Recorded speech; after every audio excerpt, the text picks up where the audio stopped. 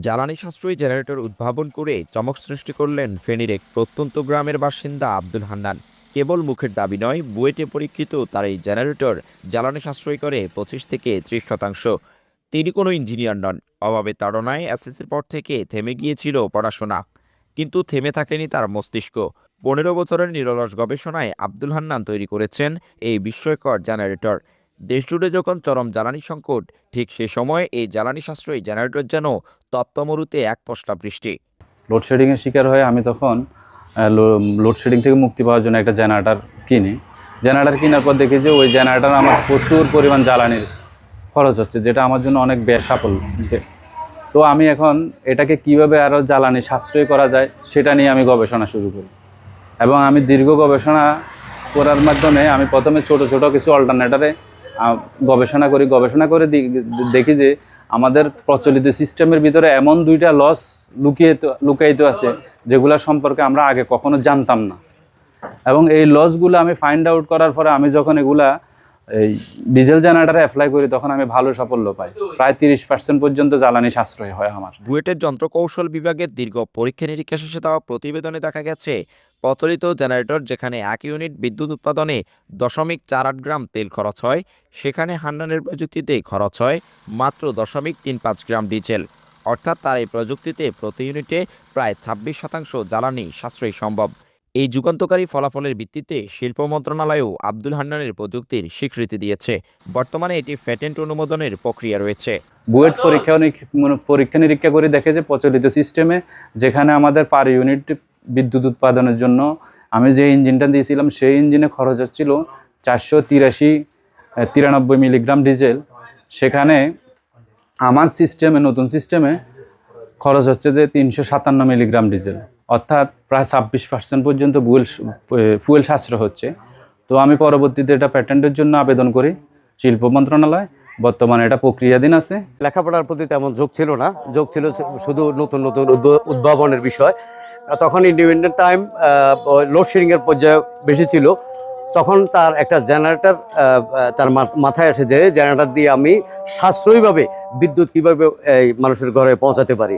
ওর একটা দোকান আছে এখানে, ছোটোখাটো একটা দোকান। তখন যেই জেনারেটরটা আবিষ্কার হয়েছে, আমাদের এই গ্রাম ছাড়াও আমাদের এখানে বিশাল বাজারেও এই ব্যাকআপ দিত, তারপরে আবার বাড়িতেও দিত। আমার পার্শ্ববর্তী গ্রাম আছে, ওই গ্রামেও এটা সাপ্লাই দিত। মূলত লোডশেডিংয়ের অসহ্য যন্ত্রণা থেকে বাঁচতে দীর্ঘ 15 বছর ধরে গবেষণার পর জ্বালানি সাশ্রয়ের এই প্রযুক্তি উদ্ভাবন করেন ফেনীর দুনসাহাদ্দা গ্রামের আব্দুল হান্নান। আর্থিক অনটনের কারণে এসএসসির পর আর পড়াশোনা চালিয়ে যেতে পারেননি তিনি। জীবিকার তাগিদে ফটোকপি ও ইলেকট্রনিক্সের কাজ করতে গিয়ে বারবার লোডশেডিংয়ের মুখে পড়েন এই যুবক। সে সমস্যা থেকে মাথায় আসে জ্বালানি সাশ্রয়ের চিন্তা। পরবর্তীতে গত 15 বছর ধরে কখনো মৎস্য খামার, কখনো পশুপালন করে সংসার চালানোর পাশাপাশি নির্বিচ্ছিন্নভাবে চালিয়ে গেছেন তার গবেষণা। এমনকি 2024-25-এর ভয়াবহ বন্যায় নিজের খামার হারিয়ে নিঃস্ব হয়েও তিনি তার উদ্ভাবনী লক্ষ্য থেকে বিচ্যুত হননি। তো আমি আসলে এই মুহূর্তে এই গবেষণাটা আর কন্টিনিউ করতে পারতেছি না, কারণ 24 সালের বন্যায় আমি ভয়াবহ আকারে একটা লস খাই। আমার ব্যবসা বাণিজ্য একদম স্থবির হয়ে যায়, কারণ এই ব্যবসার পাশাপাশি আমার খামার ছিল। তো আমার খামার বর্তমান বন্ধ। এই মুহূর্তে আর আমার এই গবেষণাটা কন্টিনিউ করা সম্ভব হচ্ছে না। ওনাদের মতো প্রতিভাবান ব্যক্তিরা যে বিদ্যুৎ উৎপাদন করতেছেন, এই বিদ্যুৎ উৎপাদন যদি আমাদের আরও করতে হয়, এই বিদ্যুৎ পরিসর নিতে হয়, আমাদের বর্তমান প্রধানমন্ত্রী তারেক রহমানের সহযোগিতা চাই। তারেক রহমান যদি সহযোগিতা করেন, ইনশাআল্লাহ আগামীতে এরকম প্রতিভাবান ব্যক্তিরা হান্নান ভাইয়ের মতো লোকেরা আমাদের বিদ্যুৎ জ্বালানি ক্ষেত্রে আমরা অনেক দূরে এগিয়ে যাব।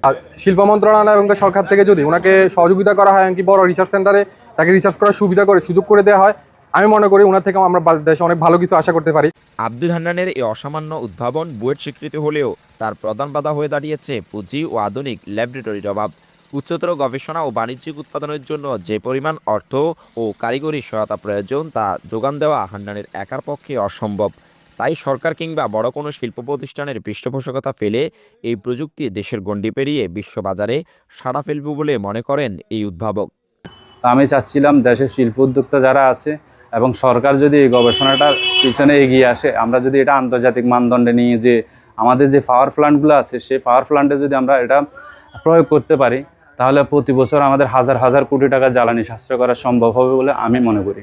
এবং আমি চাই এটা যাচাই বাছাই করে আন্তর্জাতিক মানদণ্ডে নিয়ে আমাদের প্যারিস কনভেনশনের আইন অনুযায়ী 12 মাসের ভিতরে যদি আমরা আন্তর্জাতিকভাবে প্যাটেন্টগুলো সব দেশে যদি প্যাটেন্টের জন্য আবেদন অ্যাপ্লাই করতে পারি, তাহলে এটা আমাদের অর্থনীতির জন্য অনেক বড় একটা সাফল্য বয়ে আনবে বলে আমি মনে করি।